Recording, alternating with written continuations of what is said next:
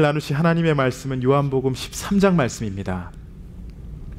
요한복음 13장 12절에서 우리 17절 말씀까지 한 절씩 서로 교독하시겠습니다. 제가 먼저 보겠습니다.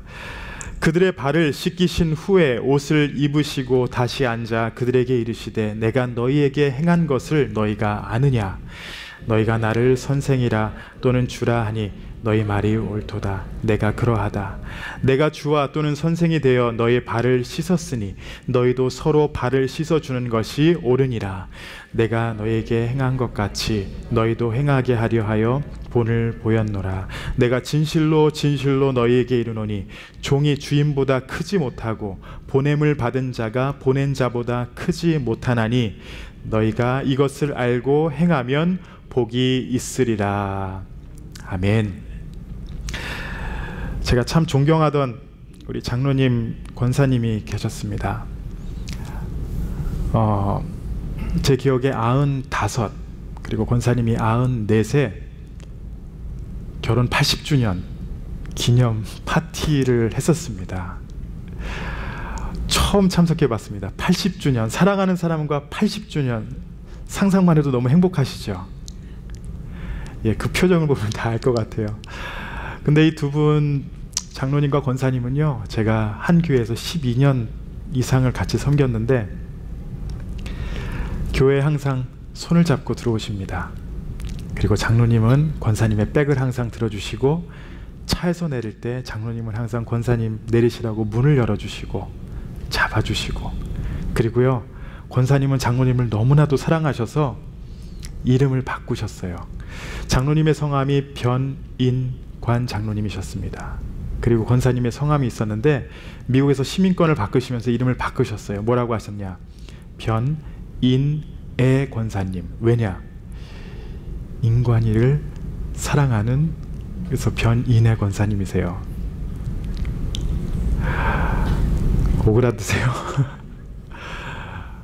많은 교인들이 존경하고요, 새벽 예배 항상 그러한 모습으로 금요 예배, 주일 예배를 그렇게 참석하시다가 장로님이 97세 새벽 예배를 드리시고 일주일에 한 번씩 담임 목사님과 아침 식사를 하셨는데, 그때 그 연세에 아침 식사를 목사님한테 가져드리고 대화를 나누다가 목사님 좀 이상합니다 하더니 목사님께서 옆에 앉으시고 장로님이 이렇게 목사님 품에 딱 안기신 상태로 돌아가셨습니다.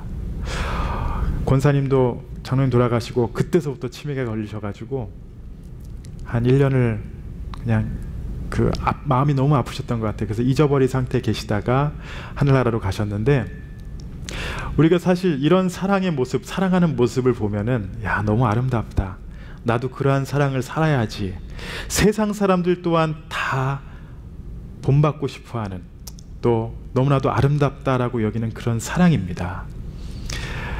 이성의 사랑, 또 이성의 사랑이 아니더라도 주 안에서 서로를 섬기며 살아가는 그 사랑, 우리가 많이들 좋아하고 사모합니다. 우리가 고린도전서 13장을 들어가기 전에 아가페에 대해서 제가 여러 부분을 통해서 우리가 나누길 원합니다. 고린도전서 13장을 들어가기 전에 지난주에는 요한일서 말씀을 나눴습니다. 그리고 오늘과 다음 주는 요한복음 13장 말씀을 통해서 예수님께서 직접 보여주신 사랑, 그 희생이 무엇인지, 사랑하면 왜 희생할 수밖에 없는지에 대해서 우리가 잠시 나누고 은혜 받기를 원합니다. 요한복음 13장 말씀은요, 우리가 잘 아는 예수님께서 제자들의 발을 씻기시는 장면입니다. 요한복음 13장 말씀까지 오기까지 어떠한 모습이었는지 제가 잠시 설명을 해드리면은, 예수님의 사역은요, 개인적으로 만나는 그 사건도 있었지만 무리를 통해서 많이 역사하셨습니다. 5,000명을 먹이시고 또 많은 사람들 앞에서 말씀을 전하시고 무리에게 집중을 하셨는데, 이 13장서부터 21장까지는요 예수님께서 장소를 옮기셔서 다락방에서 제자들과 가까운 교제를 나누십니다. 그래서 분위기가 완전히 바뀌어요. 전에는 무리를 향한 선포였지만 지금은 예수님께서 제자들을 향해서 본이 되어주시고 그리고 말씀을 선포하시는 모습입니다. 그 다락방 안에서 함께 식사를 하십니다. 예수님은 잡히시기 전에 제자들과 이 다락방에서 함께 나누시며 그들에게 마지막 가장 중요한 메시지를 전하기를 원하셨던 것입니다. 사도 요한은 13장 1절 말씀에서 예수님께서 이제 며칠 후에 어떠한 일을 당하실 것을 아시는 상황에서 그들을 사랑하셨다라고 말합니다. 1절 말씀을 한번 보실게요. 6월절 전에 예수께서 자기가 세상을 떠나 아버지께로 돌아가실 때가 이른 줄 아시고 세상에 있는 자기 사람들을 사랑하시되 끝까지 사랑하시니라. 예수님께서 잡혀가시면 그들과 개인적으로 남아서 교제하고 나눌 수 있는 시간이 이제 없기 때문에 마지막 가장 중요한 메시지를 그들에게 전하길 원하셨던 것입니다. 그런데 말로 가르침보다 예수님께서는요, 직접 몸으로 보여주시고 그들 가운데서 가장 낮아지셔서 무엇을 하시냐? 그들의 발을 씻겨주십니다. 씻겨주신 후에 나와 같이 행하라. 이것이 바로 예수님의 메시지였습니다.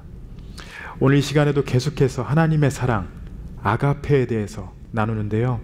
제자들의 발을 씻기며 섬기신 예수님의 모습을 한번 여러분 우리가 같이 바라보길 원합니다. 어떻게 예수님께서 그들을 사랑하셨고 보여주셨는지, 그냥 이론이 아닌 하나님께서 낮아지셔서 발을 씻겨주신, 그들이 선생님이라고 존경하였던 그분이 낮아지셔서 그들의 발을 씻겨주신 그 모습을 바라보며 진정한 사랑과 희생이 무엇인지를 깨닫고 은혜 받는 시간이 되시길 바랍니다. 아멘. 이스라엘의 지역을 여러분 보시면요, 성경을 읽다 보면은 왜 예수님께서 이러셨을까? 왜 성경에는 이러한 모습이 나올까? 이해가 안 되는 부분들이 많습니다. 오늘 말씀을 이해하시려면은 이스라엘이 어떠한 지역이고 사람들이 풍습이 뭐였는지를 조금 아셔야 되는데, 이스라엘은 건조한 지역입니다. 그래서 영화를 보면 아시다시피 샌들을 신고 다녔어요. 샌들을 신으면 조금만 걸으면은 발이 금방 더러워집니다. 그래서 어느 한 실내를 들어가거나 장소를 옮기게 되면은 이스라엘의 풍습이 무엇이냐? 발을 씻는 것입니다. 그런데 지금같이 물이 풍부해서 막 발을 막 빡빡 닦는 것이 아니라 항아리에서 물을 퍼다가 살짝 발을 닦고 물을 묻힌 후에 들어갑니다.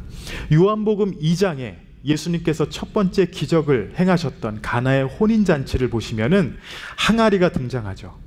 종들을 시켜서 물을 부어라 했던 그 항아리가 바로 발을 씻기 위해서 물을 담아 놓았던 그 항아리들입니다. 부잣집은 좀 부유하면 종들이 나와서 사람들의 발을 닦여줬지만 상황이 안 되는 그런 집이면은 각자 알아서 닦고 들어가야 되는 상황입니다. 처음에 제가 말씀드렸다시피 밖에서 사역을 하셨다가 예수님께서 제자들과 함께 실내로 들어오셔서 다락방에서 식사를 하십니다.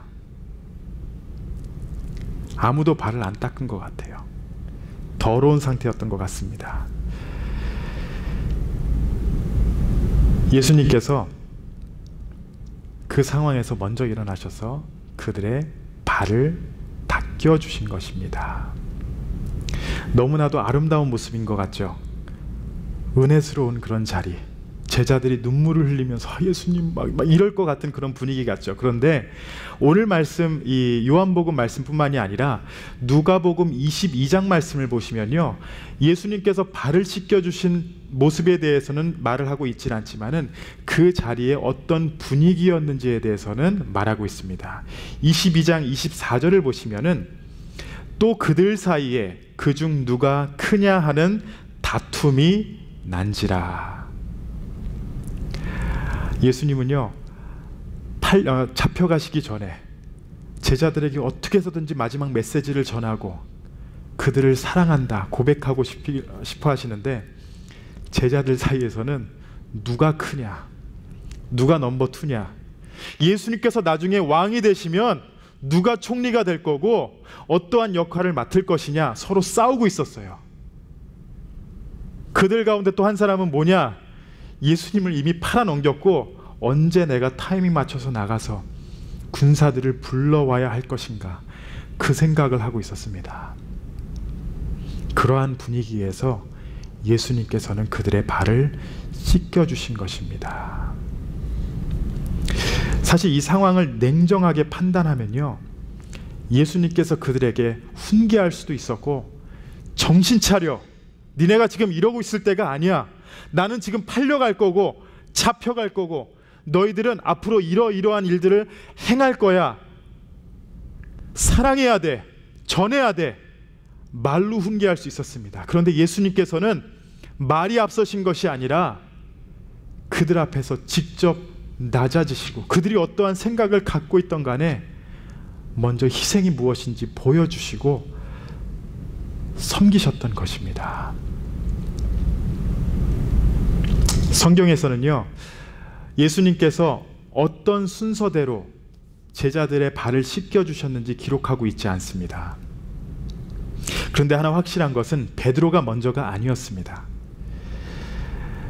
만약에 여러분들 입장이었으면 어떻게 하시겠습니까?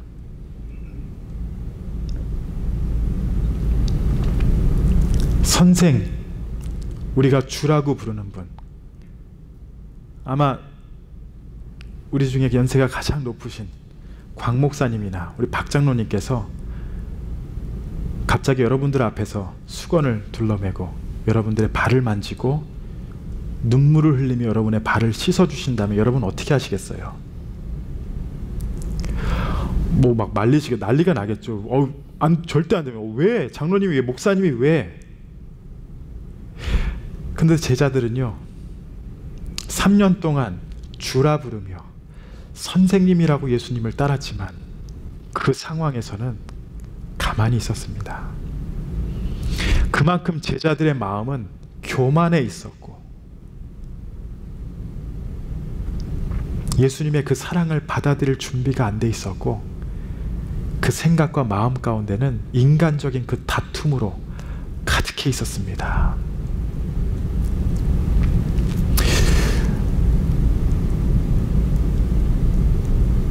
그리고 더 놀라운 사실은 예수님께서 그들의 발을 다 씻어준 다음에 예수님께서 앉으시잖아요.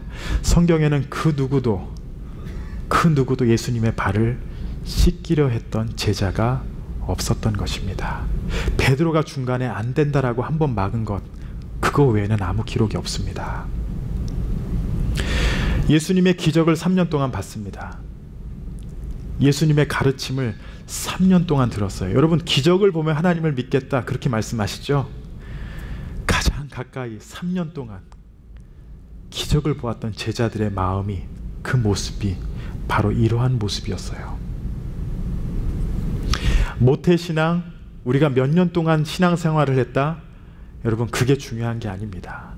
내가 하나님 앞에 지금 어떠한 마음인가, 얼만큼 겸손한가, 얼만큼 낮아져 있나, 그 사랑을 얼마만큼 깨닫고 있나, 그것이 중요한 거예요. 이론적으로 다 알아요. 예수님의 사랑은 이렇고 과거에 이렇게 행하셨고 내가 이렇게 행해야 된다, 이론적으로는 다 알아요. 제가 똑같은 말만 계속 되풀이하는 것 같습니다.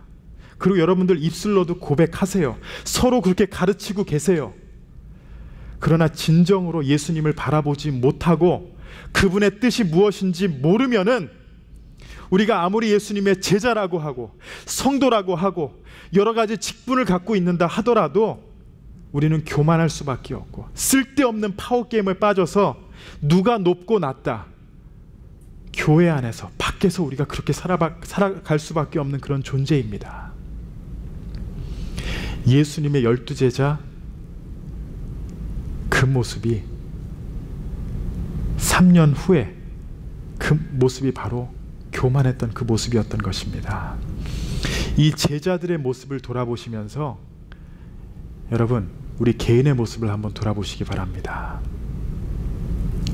성도로 살아가며 나는 구원받았다, 나는 하나님의 사랑을 안다, 그 사랑 안에 살아가지만 여러분들은 하나님을 향하여, 서로를 향하여 어떠한 마음으로 살아가고 계십니까? 다른 사람이 아닌 나는 어떠한가 돌아보시며 하나님 앞에 다시 한번 회개하고 나의 마음을 지키신 우리 성도님들 되시기 바랍니다. 두 번째로 예수님께서는 제자들에게 발을 씻기신 이유를 설명하셨어요. 14절 15절 말씀을 한번 보시겠습니다. 내가 주와 또는 선생이 되어 너의 발을 씻었으니 너희도 서로 발을 씻어주는 것이 옳으니라. 내가 너희에게 행한 것 같이 너희도 행하게 하려 하여 본을 보였노라. 이 말씀을 조금 더 쉽게 설명해 드리면은, 선생인 내가 제자인 너희의 발을 씻겼다면은 너희도 서로 발을 씻기는 것이 당연한 거다. 이 세상을 창조한 하나님께서 낮아지셔서 희생하시고 우리를 사랑하셨다면은 그 사랑을 안다, 그 사랑을 깨달았다라고 주장하는 우리가 서로 사랑하는 것은요, 희생하는 것은요, 당연한 거예요. 너희가 하나님의 사랑을 받았다면 그것은 당연한 거다. 또 16절 말씀을 보시면은, 내가 진실로 진실로 너희에게 이르노니 종이 주인보다 크지 못하고 보냄을 받은 자가 보낸 자보다 크지 못하나니.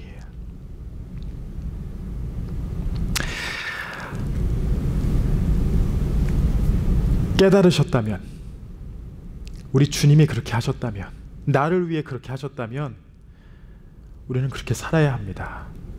우리가 그렇게 하지 못하겠어요? 그럼 하나님의 사랑을 아직 의심하거나 깨닫지 못하는 그런 우리의 모습이 됩니다.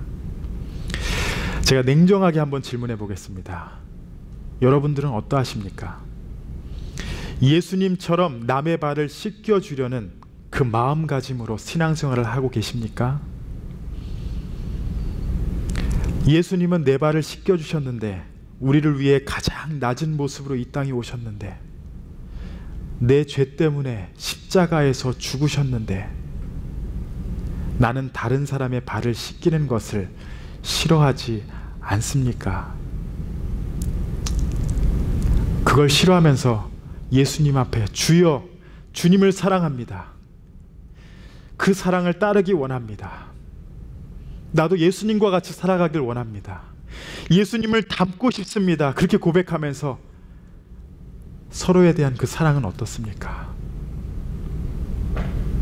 그 사랑을 입은 자라면, 그 사랑을 받은 자라면 이 사랑이 나타나는 것은 여러분 당연한 것입니다. 다시 한번 14절 15절 읽어드릴게요. 내가 주와 또는 선생이 되어 너의 발을 씻었으니 너희도 서로 발을 씻어주는 것이 옳으니라. 내가 너희에게 행한 것 같이 너희도 행하게 하려 하여 본을 보였노라. 이 예수님의 말씀을 여러분 마음에 담으시기 바랍니다. 우리에게 잘못된 부분이 있다는 것을, 혹시라도 내가 하나님의 사랑을 안다 하면서 저 사람은 도저히 안 될 것 같아, 이런 마음이 있다면요, 우리는 회개하고 하나님의 사랑을 다시 한번 돌아봐야 될 줄로 있습니다. 이것은 다른 사람을 향해 선포되는 말씀이 아니라 나를 향한 메시지입니다. 내가 낮아지지 못한 것, 내 교만 때문에 예수님을 닮지 못하고 따르지 못한 것을 여러분 돌아보시고, 혹시 성령님께서 우리의 마음에 깨달음을 주신다면은 여러분 결단하시고 낮아지시기 바랍니다. 아멘. 마지막으로 예수님은요, 제자들이 어떠한 자들이고 또 앞으로 어떻게 행할 것을 알면서도 그들의 발을 씻겨주셨습니다. 어떤 사람이 저한테 다가와서 어떤 식으로 말하고 행동을 할 때 그 속이 훤히 보일 때가 있어요. 정말 얄밉습니다. 그리고 힘들어요. 왜냐하면 그 사람이 지금 나에게 이렇게 말하는 그 의미를 알겠고 뜻을 알거든요.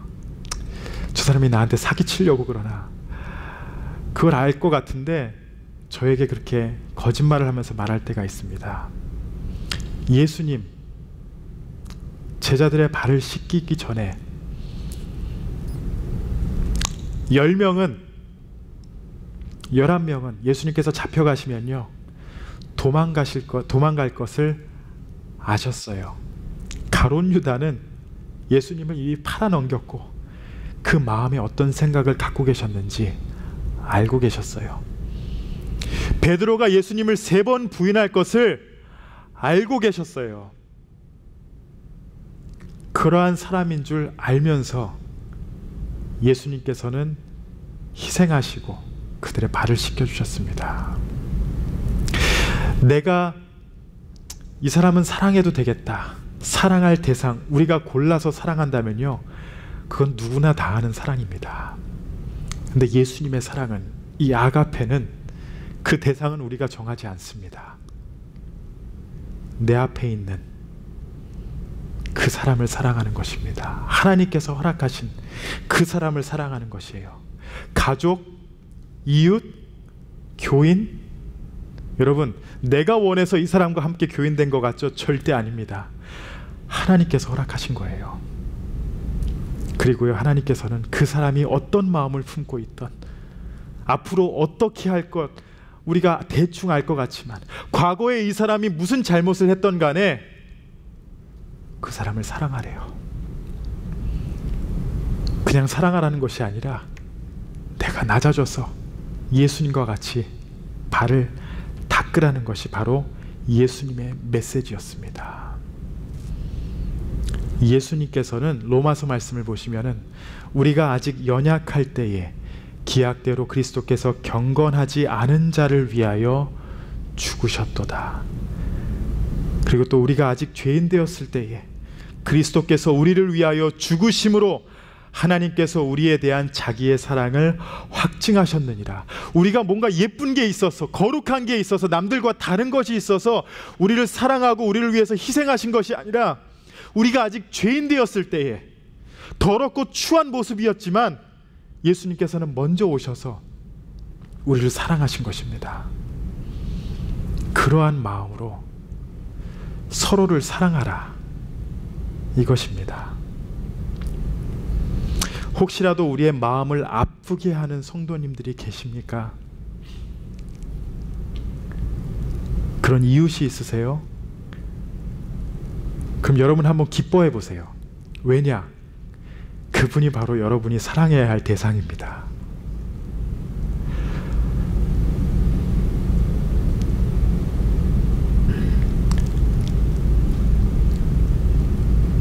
(1991년도에)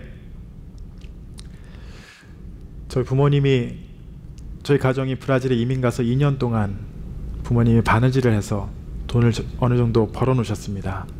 그리고 그 돈을 다 어디 투자하셨냐면요, 영주권 신청에 투자했습니다. 제가 전에도 한번 말씀드렸죠.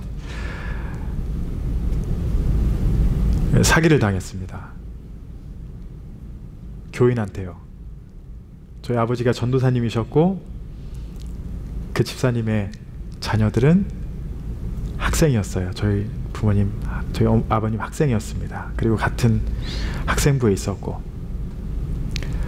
가짜 영주권을 만들어 주시고 액수가 상당히 컸었는데 그렇게 사기를 당하고 계속해서 같은 교회에 출석을 했습니다.